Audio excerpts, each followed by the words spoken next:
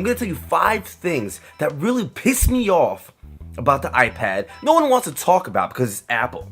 And before we start, let me just say something. I fucking love my iPad, okay? So let's get that out of the way. I don't want to hear all you whiny Apple ass kissers who just jumped on the bandwagon and got their very own iPhone like last week that I don't get it. I was the first motherfucker online who bought the iPhone 1 when all you punk asses had your little T-Mobile sidekicks with your stupid little karate chop keyboard swinging out like you're cool. I had the iPhone 1 that was made out of like titanium aluminum metal. That shit was like a phone and a weapon at the same time. No need for pepper spray. But, and there's a big fucking but, when Apple pisses you off, they piss you the fuck off. And it won't be like the big stuff. It would be like the dumbest, stupidest little thing that practically kills you deep down inside. It stabs you every day. All these other companies have all these huge flaws like having no apps, ugly displays, clunky keyboards. Apple will have like a button that needs to be pressed 3 times that just fucks with your life. Here are the 5 things about the iPad that just destroy my day. Number 1, no fucking back button. I know that they made this iPad for like senior citizens or something because they just don't want you to get lost. Like no matter where you are, hit the home button and go back home. How do I go home if I can't even go back? I mean, you open up an app and get lost in the mess. Can I go back 1 step? No, motherfucker, you have to shut it down and go back home to all the other crappy apps all up in your home screen. And that's how we do it on the iPad. Just get lost in a big pile of Christmas shit of apps. Number 2, the YouTube app on the iPad. Oh my lord, it sucks! Who the fuck made the YouTube app on the iPad? I want to see you right now because I want to come over there and hit your head with the fucking hammer right now. It's like everything was going fine between Google and Apple, and then you got an executive named Ching from Google. He's talking to Jesse from Apple, and he's like, oh, you want YouTube? No problem. You have millions of people on your iPhones? Well, let's hook you up because we have ads and we want to sell that shit. And Jesse from Apple is like on his surfboard and is like, awesome, dude. Everything was going fine until Jesse slept with Ching's fucking wife. Oh, motherfucker, it's on. Then Ching just made the shittiest YouTube app ever. He probably outsourced that shit to his 12-year-old nephew living in China. And I love YouTube parodies and all the creative shit on here, but when I want to see that latest video like Day On by the Gregory Brothers or Skrillex's latest song or Katy Perry's Wide Awake, I don't want to see parodies, period. I just want to see the damn song. Don't fuck with me. But on the iPad, you load YouTube thinking everything is going to be fine, and you got your friends over and you're ready to go to blast that Katy Perry Wide Awake. Wait a second. First of all, you can't even find the fucking app because they didn't even put the YouTube logo on it. Have you ever seen an app with no logo?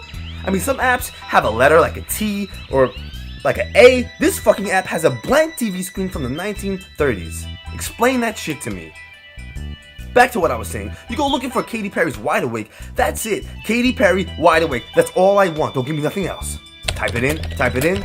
You get 17,000 videos of everything but the goddamn song on the iPad.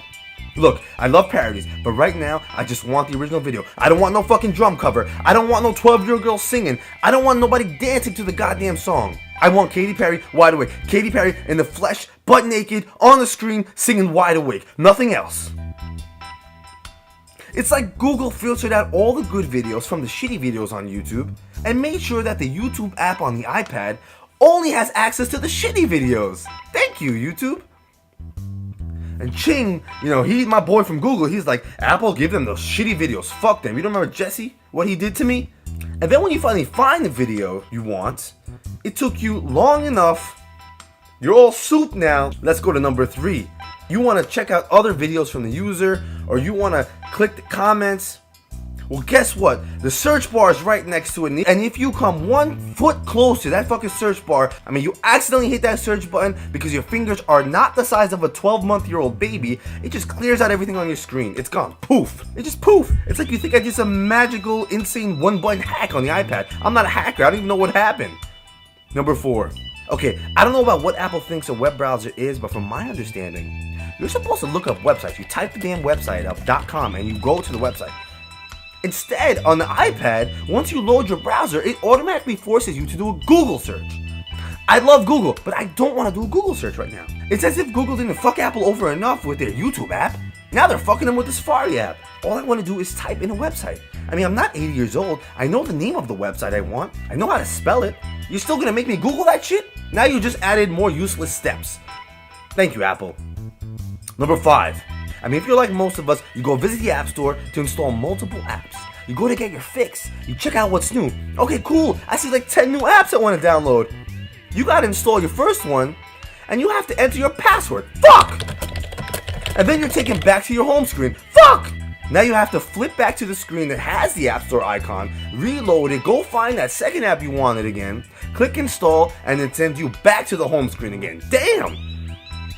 I have to do this process 8 more times. You're a multi-billion-dollar company, but you couldn't figure out how to allow someone to simply click install more than one app without taking them away from the screen, 10 apps, boom, on the spot. It's like Apple makes their products for people who know nothing about it. So us people who actually like the iPad are stuck doing these stupid-ass mundane steps they made for our grandma. Oh well, I'm out of breath.